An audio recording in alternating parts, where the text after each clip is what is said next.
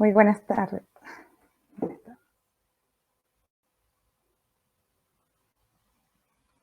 Bueno, muy buenas tardes.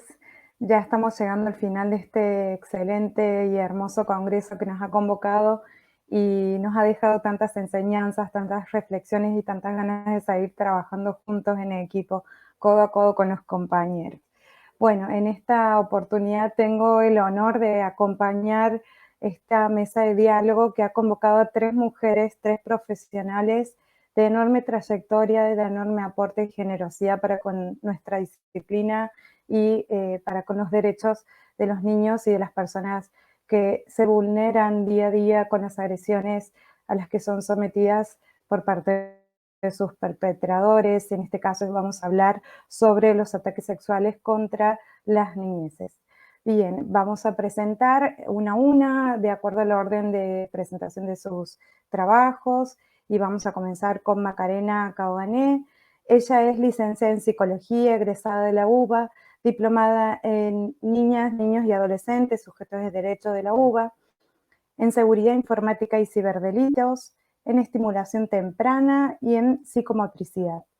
Directora de Raíces, directora de la Diplomatura Psicopatología Clínica e Infanto-Juvenil de la SAT, directora de la Diplomatura Prevención y Abordaje Interdisciplinario de las Violencias de Raíces, docente en la materia de Psicopatología Infanto-Juvenil en la UBA y práctica profesional en la UAI.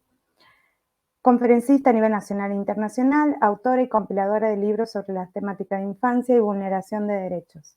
Bienvenida Macarena, te escuchamos.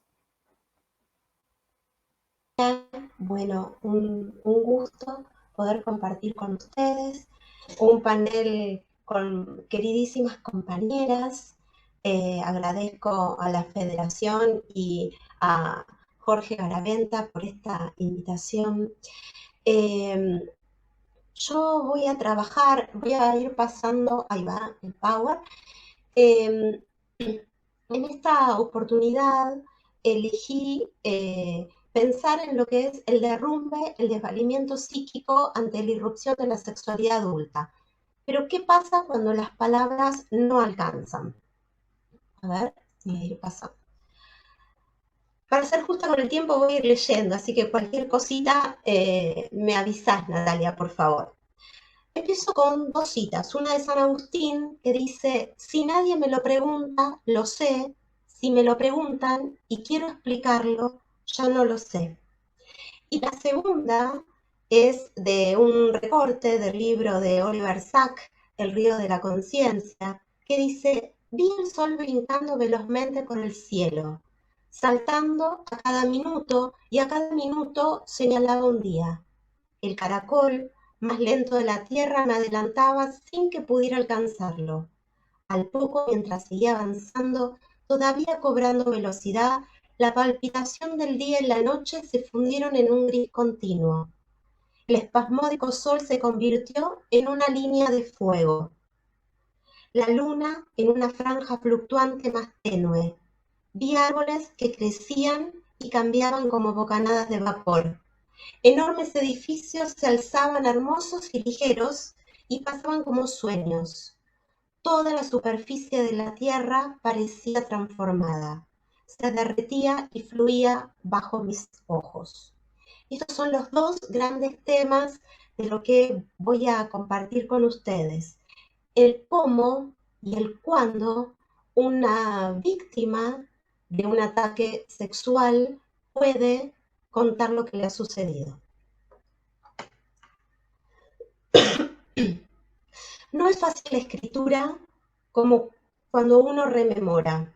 Busco las mejores palabras, buceo en mis recuerdos, miro las carpetas de colores de las historias clínicas, flashes, recuerdos, voces e imágenes de escenas lúdicas con Juan, Antonella, Katy, Horacio, Mica, Sofi, Berta, Mía, Paco. Tantos más podría nombrar.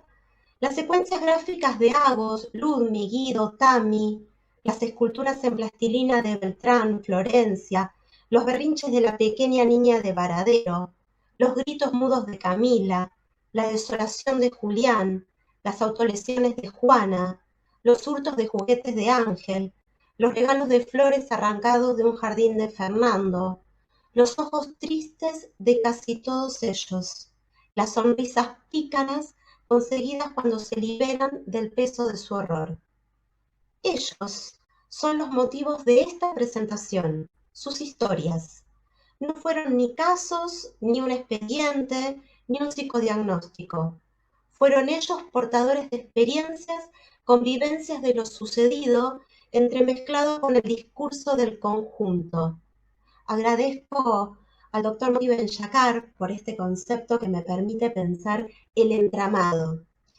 Los recuerdo a todos. Dirán que eso es imposible, pero no. Vuelven cuando estamos frente a lo que otro relata, cuando el otro relata su padecer. Regresan cuando escuchamos un relato similar, cuando una secuencia gráfica nos muestra los lobos a los que se les teme, cuando muñecos protagonistas de escenas hipersexualizadas repiten conductas de adultos y no de niños. Pero no se mezclan en infancias, niñeces y adolescencias vulneradas. Conservan su singularidad.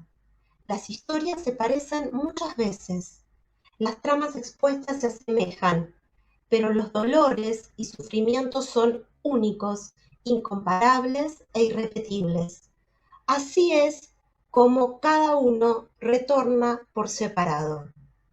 Ellos, los niños y las niñas, vencerían al escuchar donde no había palabras, los silencios de bocas calladas, las miradas tristes y perdidas en un infinito, los cuerpos escindidos y desparramados, sus dibujos y garabatos, sus letras, sus movimientos, sus gestos, sus juegos, sus inhibiciones, su decir a gritos, su tartamudez, sus alopecías, enuresis, encopresis, sus estados retenidos, sus regresiones y falta de crecimiento, sus dislexias, sus cuadernos y carpetas de jardín, su anorexia, sus defensas primitivas, sus cortes de pelo, rasguños y tajos en un cuerpo tembloroso, aborrecido, maldecido, sus sentimientos de culpa, sus autorreproches y sus autocastigos.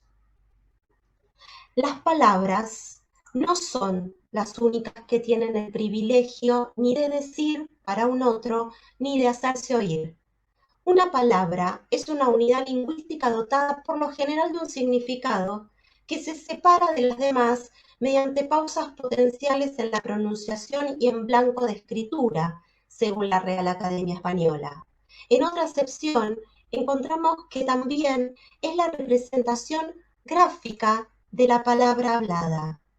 Pero al mismo tiempo, una palabra para un psicoanalista es mucho más. Son significantes que permiten el juego de enunciado y enunciación, unidades que se descomponen en letras que además de cada una tener sus particularidades, modos de trazarlas, danzan en anagramas que también debemos poder escuchar. Escribo y recuerdo a la niña de ojos esmeralda que en una repetición constante bañaba con plasticola los cuerpos de los bebés, buscando la espina en la zona genital.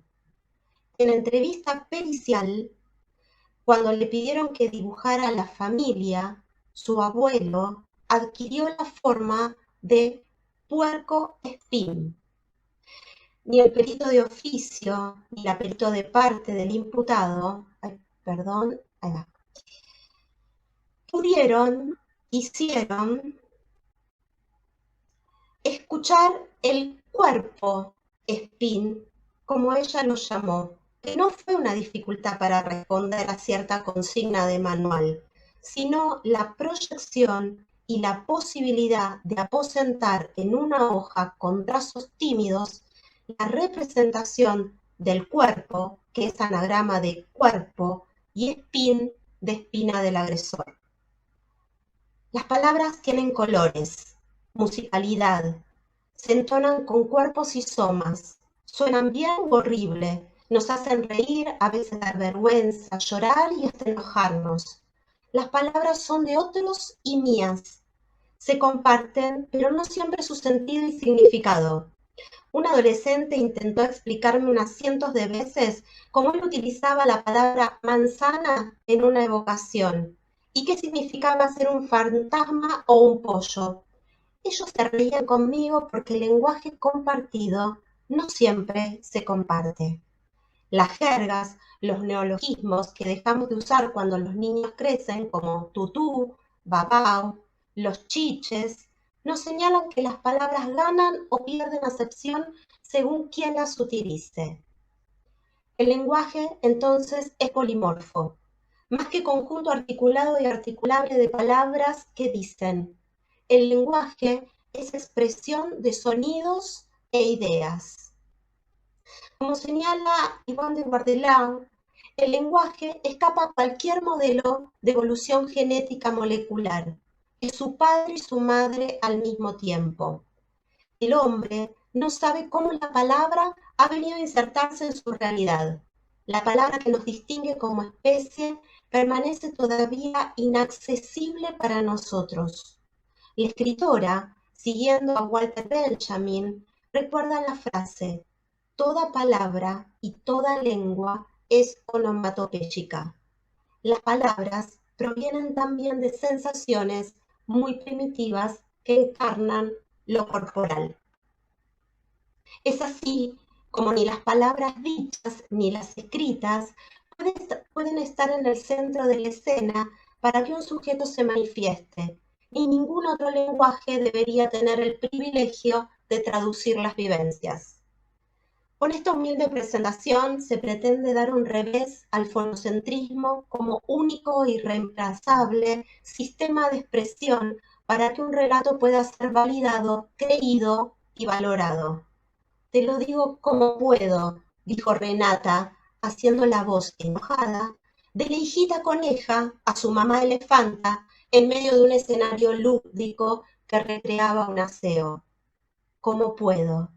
Y la niña lo jugó, lo actuó, puso palabra y transmitió más de un mensaje.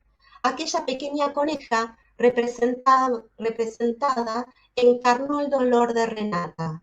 La coneja, como pudo, quiso saber de su tormento.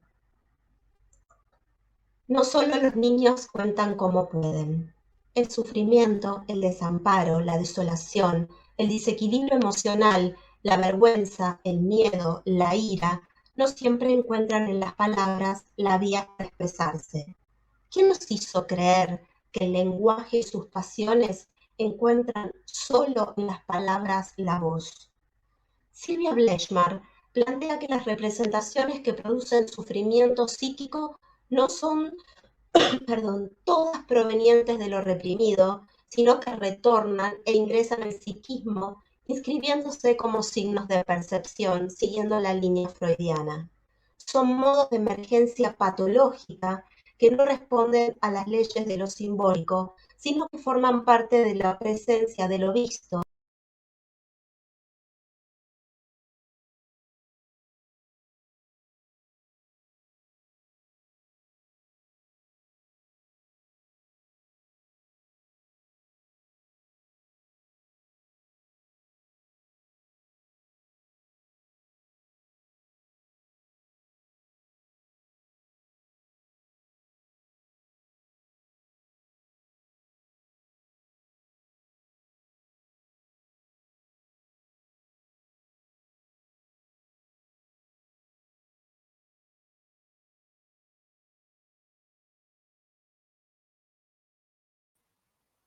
Hola, vamos a ver si Macarena tiene posibilidad de retomar. Estamos con problemas de internet, lamentablemente.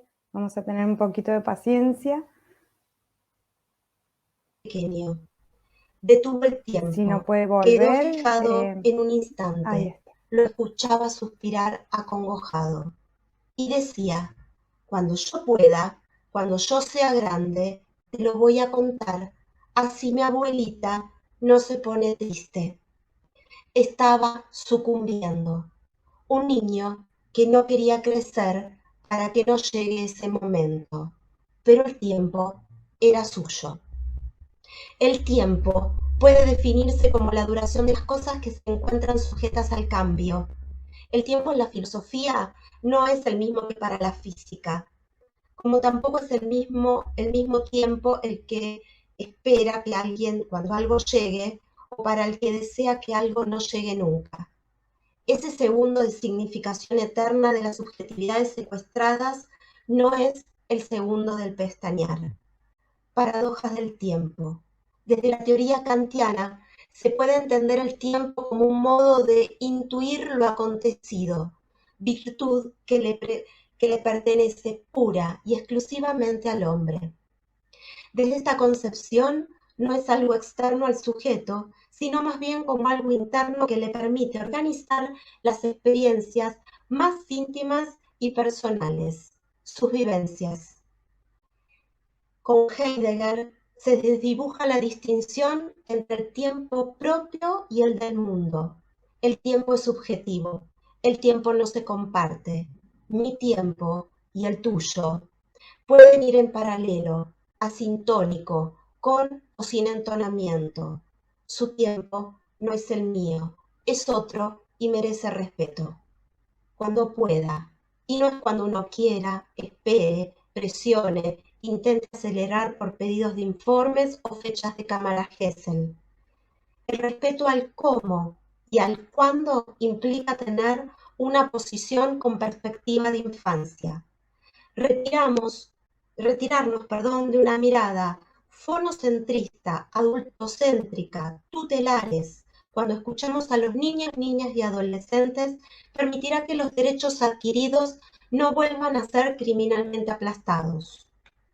La mayor parte de los daños psíquicos no son generados en una sola situación que de verdad traumática, sino que se producen de modo lento e insidioso con micros comportamientos. La irrupción de la sexualidad adulta es vivenciada como una escena de terror sin nombre. La agresión sexual es una experiencia traumática que descarrila el desarrollo subjetivo de niños y niñas.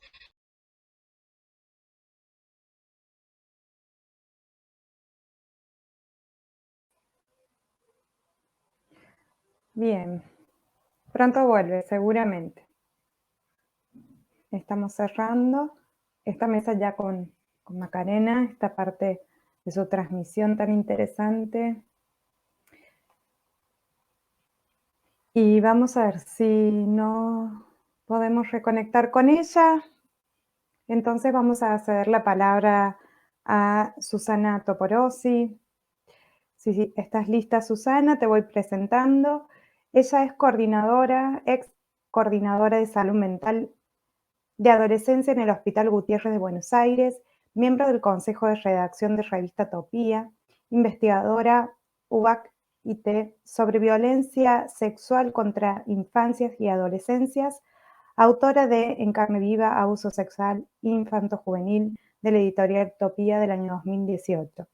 Susana presenta este trabajo como masculinidades adolescentes cuando lo traumático vivido se dispara en conductas sexuales abusivas.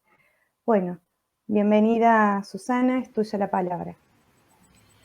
Bueno, buen día a todas y todos. Muy agradecida a FEPRA, a Jorge Garaventa por la invitación y la verdad que un honor compartir este panel con las compañeras. Una pena los problemas de conectividad, pero bueno, es algo que nos puede pasar a cualquiera de nosotros en cualquier momento. Bueno, en este panel referido a ataques sexuales contra la niñez, he propuesto este tema ya que considero que hay especificidades que corresponden a una clínica que cada vez abarca una mayor cantidad de consultas y se trata de varones adolescentes que se constituyen en agresores sexuales contra niños o niñas u otros adolescentes menores. Destacamos la importancia de considerar, si bien tienen que hacerse responsables de sus actos y del daño que provocan, no pueden ser nombrados como abusadores, igualándolos con los varones adultos. Se trata de adolescentes que están aún en tiempos de constitución psíquica y del tipo de lectura que se haga de estos fenómenos y el tipo de intervenciones, dependerá la posibilidad de que se pueda constituir en ellos un sujeto ético. En principio, por un lado, me gustaría enfocar este tema desde la óptica de los modos de producción de subjetividad, o sea, los modos en que las subjetividades masculinas, cis, se vienen conformando en nuestra sociedad capitalista y patriarcal, con grandes desigualdades y modelos de dominación que están naturalizados y, por lo tanto, invisibilizados. En segundo lugar, quisiera plantear el tema desde la óptica de los efectos que en el aparato psíquico de estos adolescentes tuvo el haber atravesado ellos traumatismos previos. ¿Qué función cumple, qué sentido tiene el repetir una conducta haciéndole a otro algo que probablemente le hicieron a él a través de la sexualidad o de otro modo, o de otro medio en realidad? Y en tercer lugar, mencionar algo sobre las intervenciones con estos adolescentes. ¿Alcanza con un tratamiento psicológico? ¿Podemos hablar solo de deconstrucción de estas masculinidades?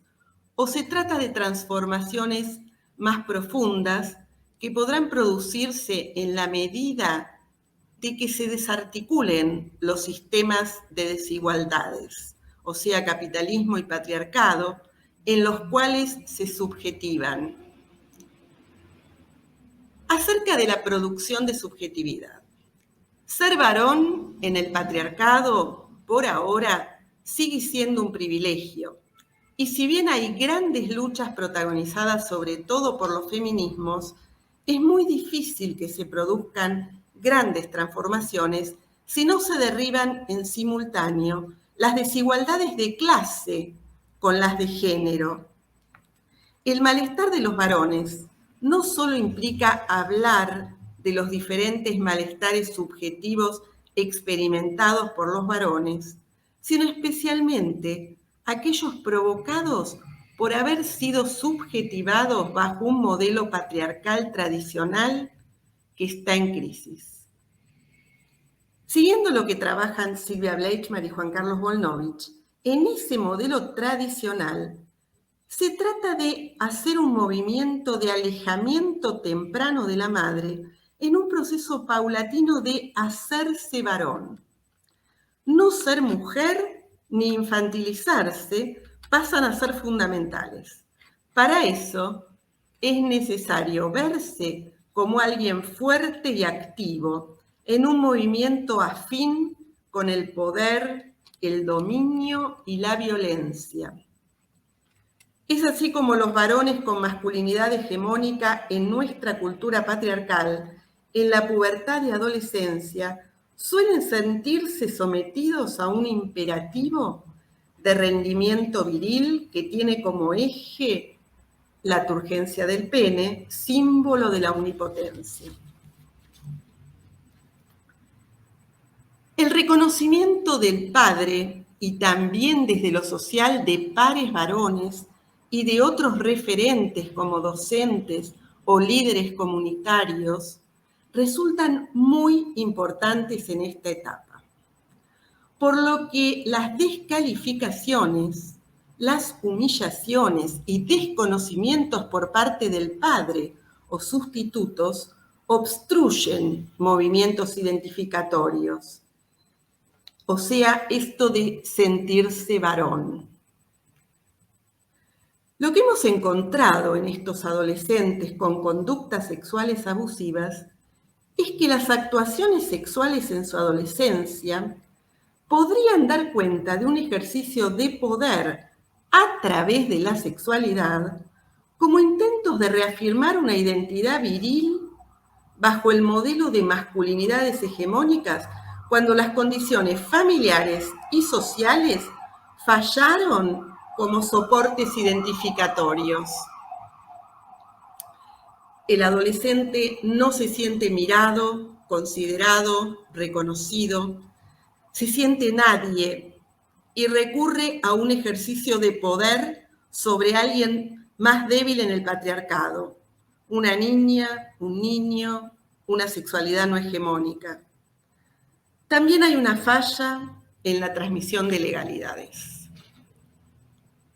Trabajando con estos adolescentes, lo que hemos encontrado es una diversidad de situaciones de deprivación, pérdida de un afecto que era muy sostenedor, sobre todo la ausencia de reconocimiento por parte del adulto en función de padre a partir de haberlo perdido en determinado momento. Una situación de deprivación en términos de lo que trabaja Winnicott.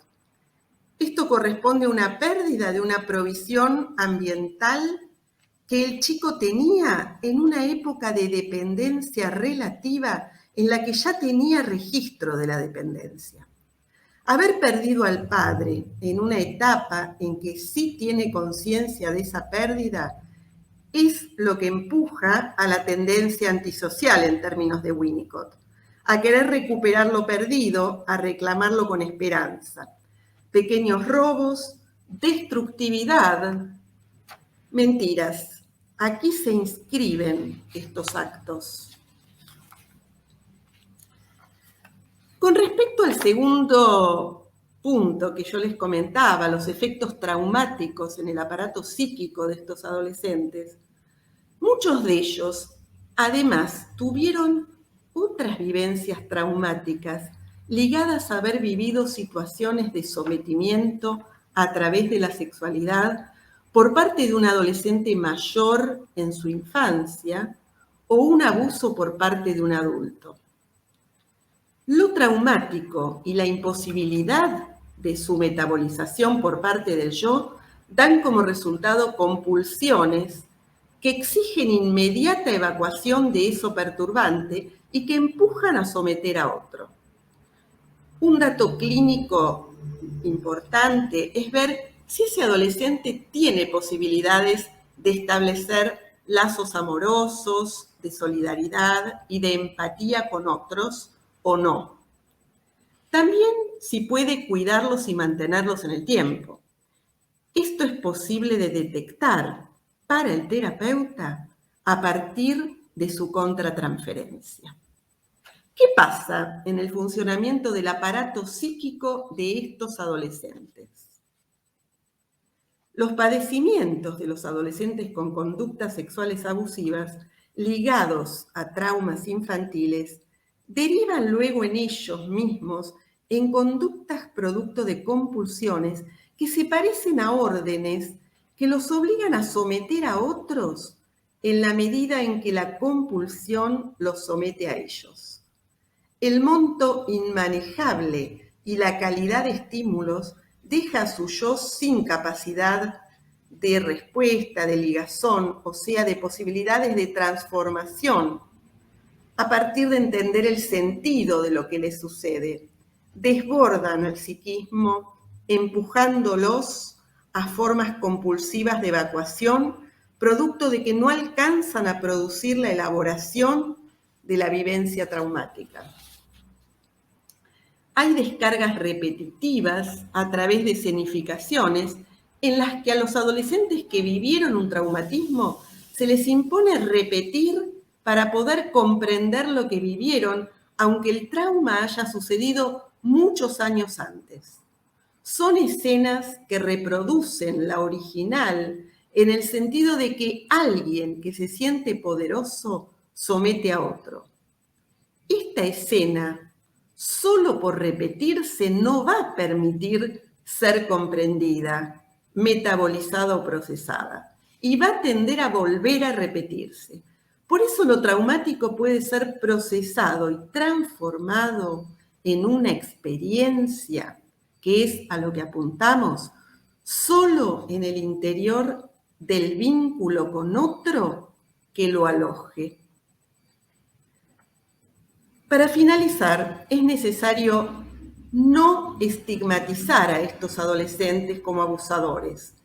No es lo mismo decir que tienen conductas abusivas que decir que son abusadores. O sea, que quede abrochado esto a su identidad. En un momento como la adolescencia, ¿no es cierto?, en el que se está conformando y afirmando la identidad.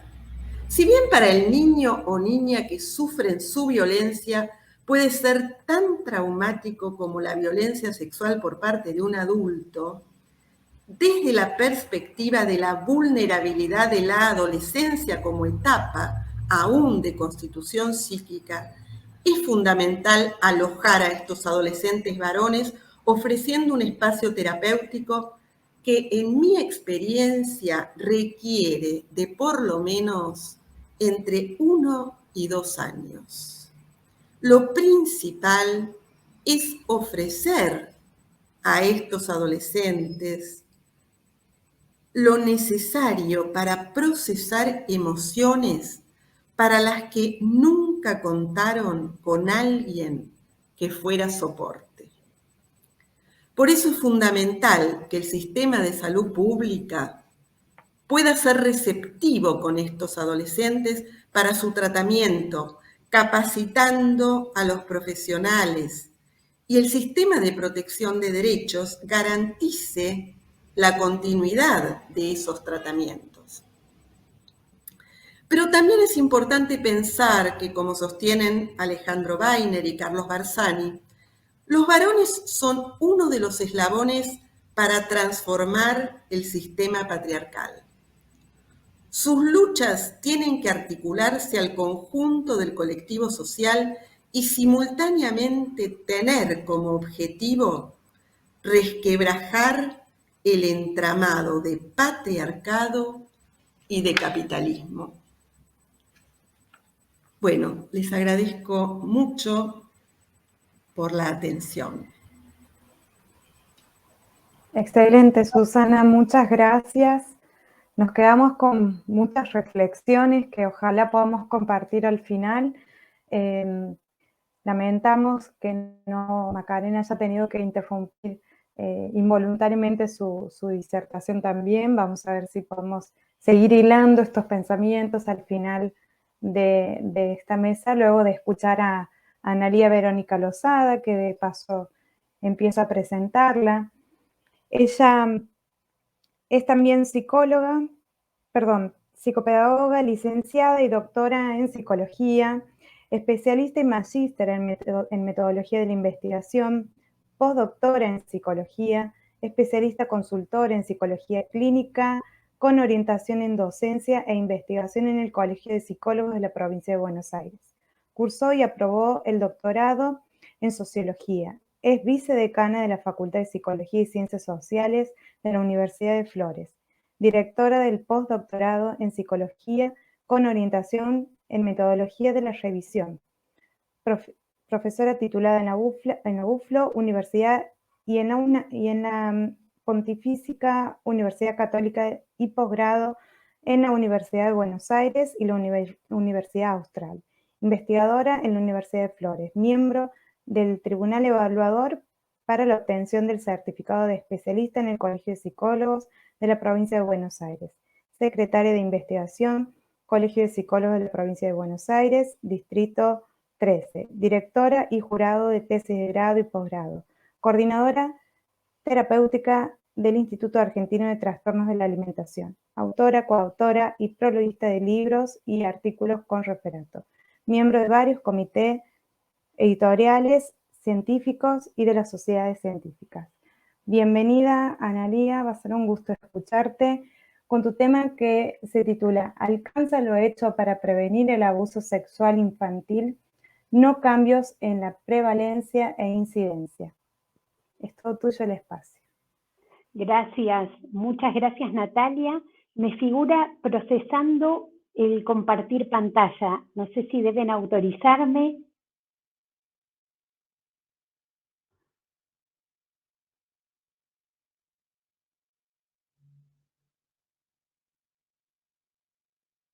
Están esperando que cargue figuras. Bueno, mientras tanto, le quiero agradecer a FEPRA, por supuesto, la excelente organización y la invitación de la mano de los colegas Selva Estrella, Jorge Garaventa. Natalia, gracias por tu coordinación, y excelentes mis compañeras Macarena y Susana, un placer y mi admiración enorme hacia ellas. Bueno, se ve el Power, ¿sí?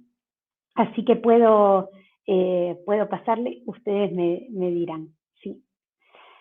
Bueno, tal como planteaba recién Natalia en el título de la presentación, vamos a comenzar por la respuesta final, ¿no? Si alcanza lo hecho para prevenir el abuso sexual infantil, y la respuesta que tenemos para darles hoy, sábado en la mañana, es triste, o sea, es una realidad que lo hecho no alcanza. ¿Por qué motivo? Porque la prevalencia, ahora vamos a ver ese primer dato en porcentaje obtenido científicamente, hace 80 años atrás publicado y comenzado a investigar hace un poquito más de 90, se mantiene igual con el correr de los años y con todo lo que venimos haciendo. Estos son solamente dos modelos explicativos acerca de cómo pensar el abuso sexual infantil. Uno es el de Ronald Summit, publicado científicamente en una revista importantísima en términos del análisis de qué es el abuso sexual en la infancia, de 1983, como les decía recién, donde analiza y reanaliza que la existencia de algo más grave que el abuso sexual propiamente dicho, que es el síndrome de acomodación al abuso sexual infantil.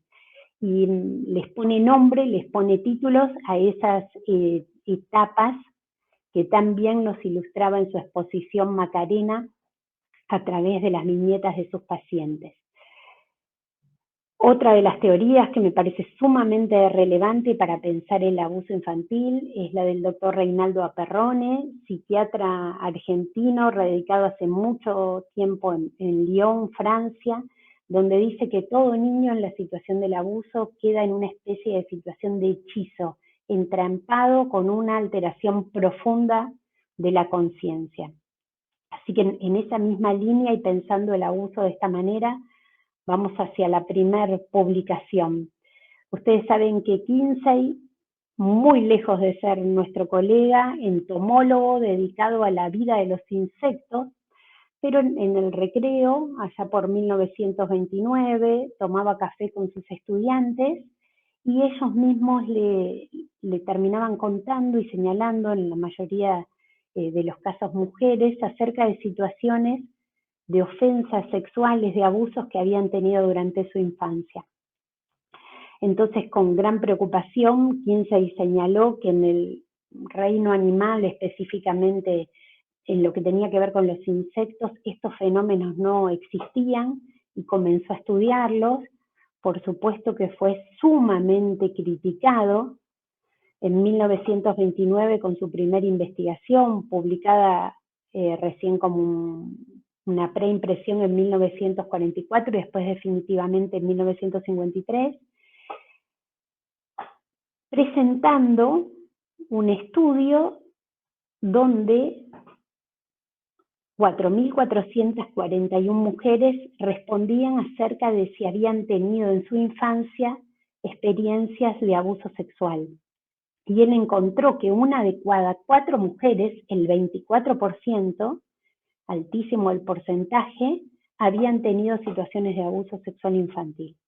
Sumamente preocupado por el tema, avanzando aún más, como señalaba también Macarena, de cada 2 casos, en uno de ellos, el ofensor había sido una persona cercana o conocida para la niña.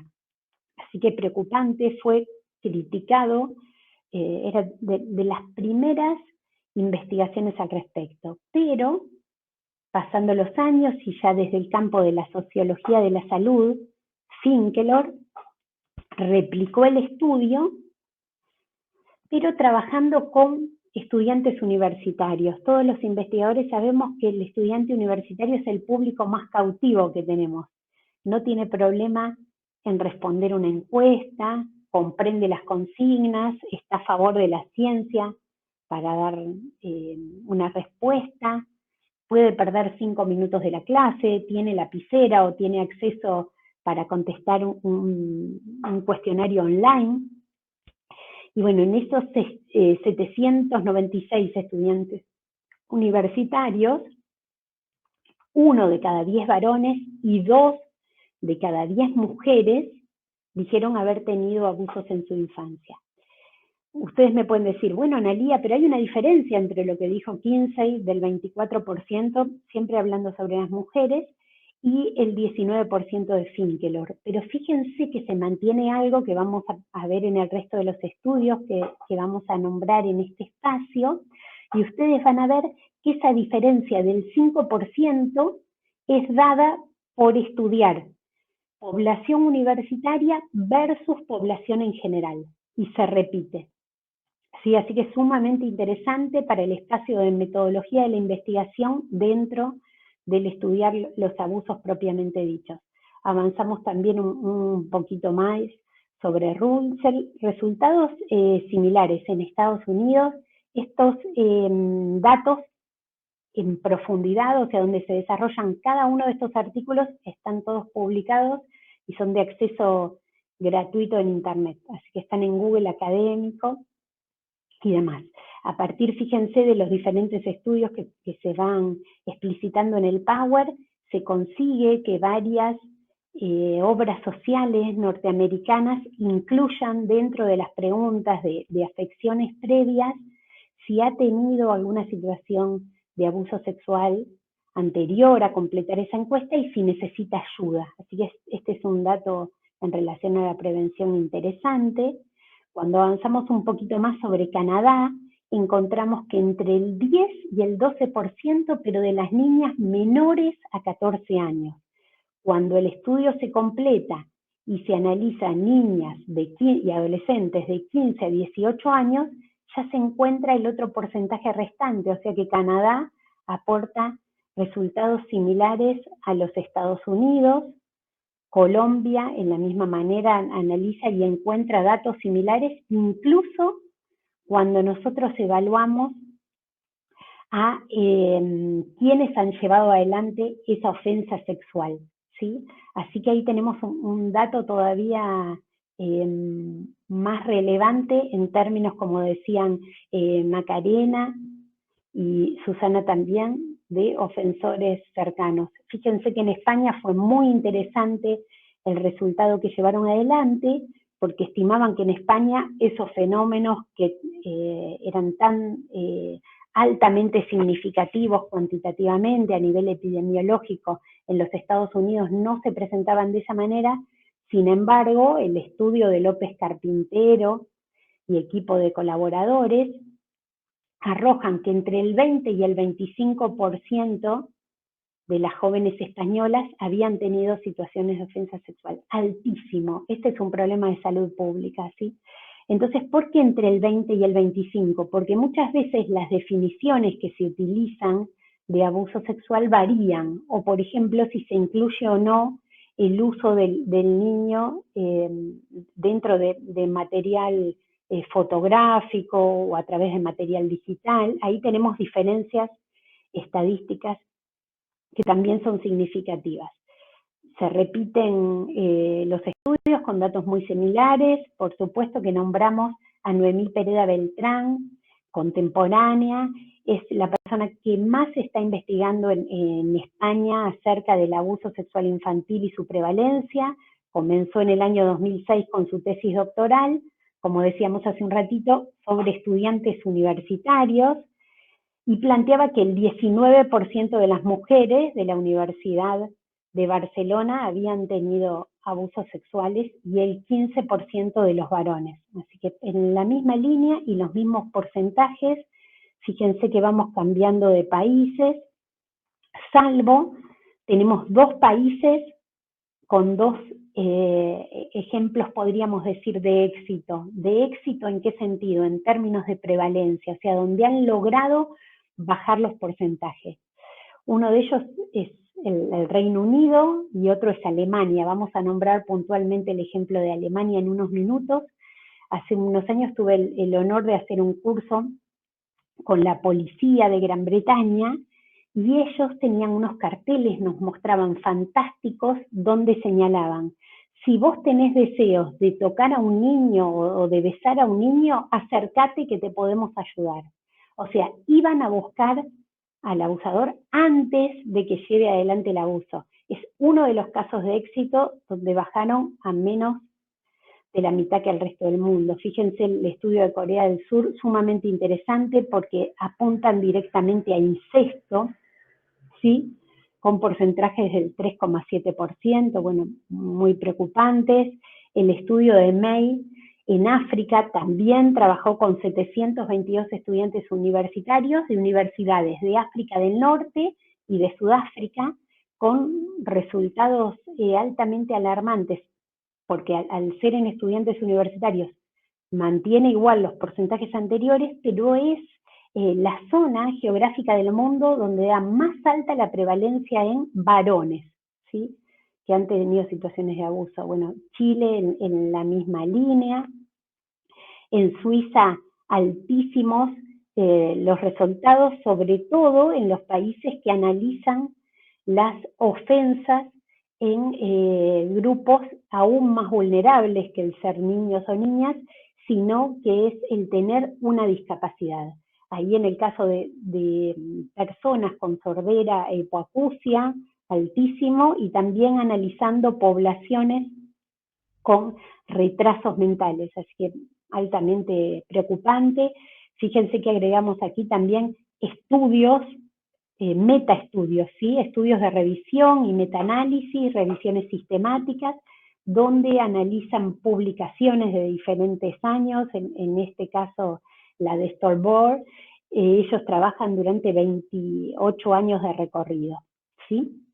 Así que en esa misma línea, si nosotros hacemos un promedio mundial, nos arroja un 18,5% de mujeres que han tenido situaciones de abuso en su infancia y prácticamente la mitad de los varones, teniendo en cuenta significativamente que gran parte de esta población de estudio han sido población universitaria. O sea que si esto lo replicamos en población en general, nos da un poquito más alta. Algunos estudios en la Argentina, María Inés Berengiotti, Vasallo, el INDEC, y publicaciones de sociedades científicas como la Sociedad Argentina de Psicología, la relación que se presenta entre personas que desarrollan después anorexia, bulimia, obesidades, y que han tenido experiencias de abusos sexuales previas. Solamente una mención, lo difícil que fue ayudar durante el periodo de COVID a las personas que estaban atravesando vivencias de abuso, porque en muchos de los casos convivían con el ofensor. Como decía Susana, un tema de preocupación y que Susana desarrolló fantásticamente bien en su exposición. Nuestra preocupación actual está centrada en dos ejes. Una de ellas es sobre los ofensores, niños y jóvenes, ¿sí?, sobre los que necesitamos poner acento. Se caracterizan por una diversidad y una heterogeneidad. Estas modalidades están siendo detectadas. Y la segunda preocupación es en este otro ejemplo de éxito, así como les compartí el de Gran Bretaña, que es en el de Alemania. Ustedes tienen el acceso fantástico a una página donde dice: vos no sos responsable de lo que sentís, pero sí sos responsable de aquello que haces con lo que vos sentís. Entonces se le brinda tratamiento, asesoramiento legal, terapia individual, grupal, farmacológica a ofensores sexuales. Comenzaron en una ciudad muy alejada de su capital y las personas viajaban 400, 500 kilómetros para poder concurrir al tratamiento, y ahora se replicó gratuitamente también en diferentes ciudades de Alemania. Así que tenemos dos ejemplos de éxito: el modelo alemán y el modelo inglés, de brindar ayuda a quienes, después de haber tenido en muchos casos situaciones de ofensa previa, han llevado adelante o tienen ideaciones de llevar. Así que hay una modalidad. Y les dejo solamente algunas imágenes, pensando, a diferencia de cómo nosotros diseñamos las campañas de prevención, cómo podrían ir orientadas con esta modalidad, buscando a aquel que tiene el riesgo de llevar adelante la ofensa. Por supuesto que todos estos programas explicitan en su consentimiento informado que ante un riesgo de un niño o una posibilidad de ofensa van a llevar adelante la denuncia pertinente. Así que para pensar que por ahí podríamos hacer cuestiones diferentes, además de empoderar a los niños, ¿sí? Ayudar y prevenir en otra escala. Muchas gracias y un placer. Gracias.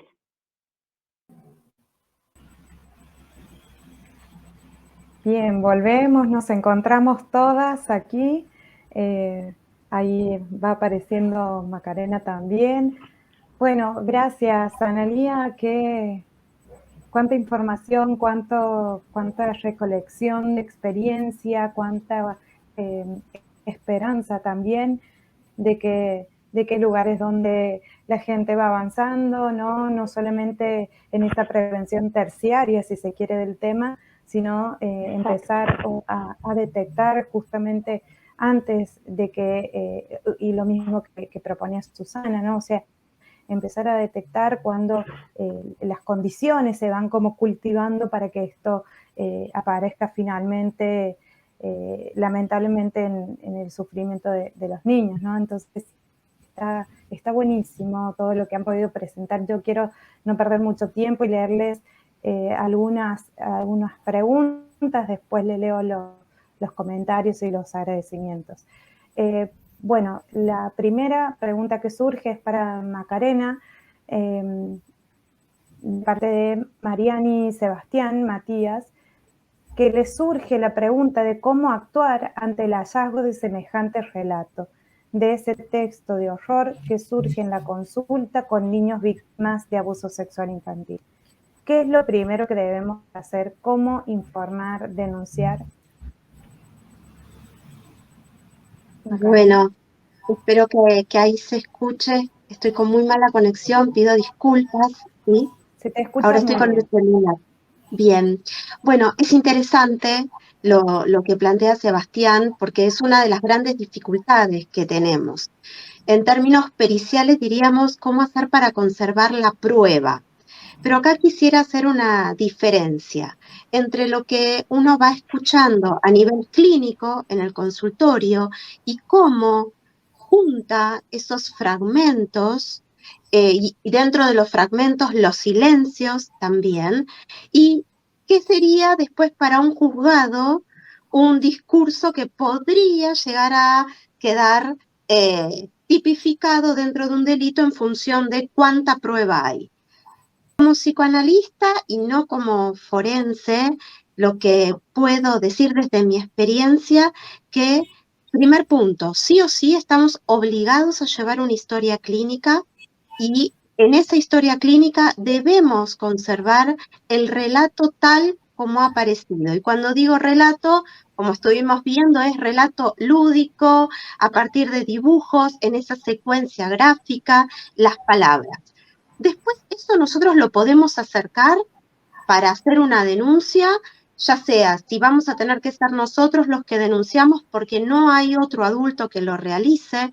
La ley nos indica que todo ciudadano mayor de 18 años que tenga una sospecha de que un niño está siendo vulnerado en sus derechos, debemos denunciar, ¿sí? Entonces, por supuesto que en este deber de denunciar tenemos que tener un material que no deje más expuesto al niño aún, ¿sí? Y acá viene la cuestión del tiempo y del cómo, porque muchas veces uno puede escuchar clínicamente que lo que ese niño está relatando quedaría del lado de una escena disruptiva, a veces ni siquiera llega a ser traumática. Podemos darnos cuenta que las consecuencias que trae a nivel conductual, sintomáticas, pueden tener que ver, según nuestro marco de referencia, con una violencia sexual, pero a veces no aparece ni siquiera el nombre del actor, lo cual se nos dificulta la denuncia. Entonces, en ese caso, que creo que sería uno de los más complejos, igual podemos hacer una presentación en el zonal, en la defensoría, y poder decir que según nuestro criterio, consideramos que ese niño está ante un posible riesgo. Entonces, hacemos participar al Estado de nuestra visión clínica y el Estado tomará las medidas que considere oportunas para poder proteger y cuidar. No estamos acusando a nadie, no es nuestra tarea como clínicos señalar a nadie, pero sí tenemos la obligación como profesionales y como ciudadanos de poder mostrar que hay un niño que está en una situación de riesgo. No sé si habré respondido puntualmente lo que preguntaban. Perfecto, Macarena, perfecto. Y es una forma también nosotros de accionar en esta prevención y protección, ¿no? Creo que no solamente es el Estado como ese órgano judicial encasillado en un lugar determinado, ¿no? Sino que somos parte de este sistema. Agrego un poco a tu comentario y creo que esta es la idea y que todos podemos funcionar desde este lugar. De hecho, mismo a veces lo que alcanzamos ni siquiera constituye a veces una denuncia, ¿no? El carácter de denuncia lo termina al final definiendo diferentes operadores que le dan esta credibilidad o no a lo que nosotros alcanzamos a ciertos organismos. Así que bueno, vamos siendo parte de esta red, ¿no? Este espacio nunca queda en... Se trata de eso, ¿no? De no olvidarnos que tenemos una corresponsabilidad, cada uno desde su lugar. Exacto, excelente ese concepto. Bueno, bien, vamos ahora con una pregunta para Susana Toprosi. Dice, en su experiencia, ¿cómo llegan estos adolescentes con conductas abusivas a la consulta traídos? Esto lo pregunta Iglesias Laura Beatriz. Bueno, les cuento que la mayoría de estos adolescentes, de acuerdo a mi experiencia, tanto en el hospital como en el consultorio, llegan traídos por alguien de su familia, que habitualmente suele ser la madre, que está muy angustiada, ¿no? O sea, hace falta que alguien haya registrado y se haya angustiado frente a la presencia de estos actos y que haya tomado la iniciativa de hacer la consulta. Y lo que nos encontramos, más allá entonces de quién los trae, o quién empuja, o quién pide la consulta, es con distintas posibilidades cuando recibimos a estos adolescentes. En algunos casos nos encontramos con alguien que plantea que se siente que puede mostrar de alguna forma que esas conductas o esos actos entran en conflicto con una parte suya, con una parte propia. Por ejemplo, un adolescente que comentaba respecto de estas conductas con una hermanita más chica, porque esto también aparece en muchos casos entre hermanos, ¿no? Y decía que su preocupación era si cuando ellos fueran más grandes, ella iba a seguir queriéndolo, iba a querer seguir siendo su hermana o no, o iba a perder para siempre a su hermana. Esto nos marca un tipo de posición en este adolescente que habla de que hay en él un conflicto y hay, digamos, una posición que podríamos decir más neurótica y sobre todo basada en la cuestión de su preocupación respecto de haberle provocado un daño a otro, ¿no? Hay algo que está constituido en el sentido de lo que Silvia Bleichmann trabaja como la constitución de un sujeto ético. En muchos otros casos nos encontramos tal vez con adolescentes que no quieren venir, que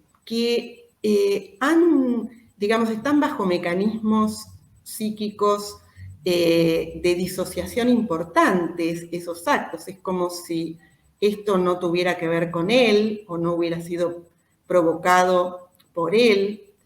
Y muchas veces encontramos que solamente la preocupación está en relación a qué les va a pasar a ellos con respecto, por ejemplo, al fuero penal juvenil, a partir de que a los 16 años ya son imputables, ¿no? Entonces está esa angustia, pero no está la angustia de haberle provocado un daño a otro. Todas estas categorías son muy importantes para poder hacer un diagnóstico y hacer diferencias. Y entonces también poder pensar las intervenciones. De todos modos, en mi experiencia, cuando nosotros podemos ofrecer un espacio contenedor y alojador en las instituciones, tan difícil eso hoy, sobre todo en las instituciones públicas, donde hay muchas veces recortes respecto de, digamos, se recortan los recursos, hay menos profesionales, hay muchas consultas.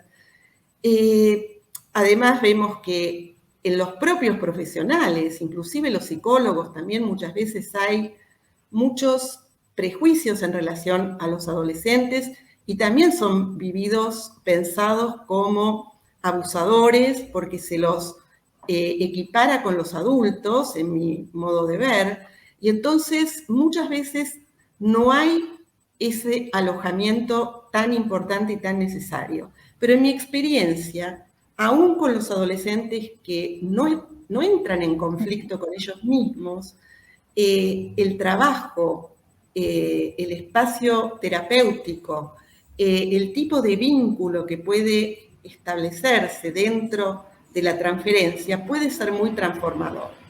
Y además es muy importante también el trabajo familiar con el contexto de ese adolescente, porque también nos encontramos muchas veces que han fallado muchísimo esas transmisiones de legalidades, sobre todo por parte de los adultos criadores. Bien, Susana, muchísimas gracias. Tenemos preguntas también que las voy a recolectar y las vamos a seguir conversando después en nuestro grupo privado de organización, porque son muy importantes. Lamentablemente le vamos a explicar al público que ya se encuentra presente en la próxima mesa, así que merecen ellos también todo el espacio para poder explayarse. Esto es un congreso, es decir, es la unión de gente que tiene la misma intención y compromiso de seguir trabajando, así que vamos a tener el placer de disfrutar de todos y seguramente ampliar después los espacios para un reencuentro. Gracias. Están todos los comentarios del público agradeciendo la participación de ustedes, pidiendo sus presentaciones, a ver si pueden llegar a compartirla, eso después lo van a ustedes ir manejando con la organización y felicitando por todo lo que nos han traído. Gracias, gracias Analía, me quedo con este enorme compromiso de seguir investigando, de trabajar en estrategias no solamente de reversión, sino de prevención. Y bueno, encantada de haber compartido este espacio con ustedes y con todo el resto del Congreso. Un beso enorme y nos despedimos, ¿sí? Muchas gracias, cariños. Muchas gracias, Fepra. Gracias. Muchas gracias, Natalia, y a mis compañeras también. Gracias, un placer.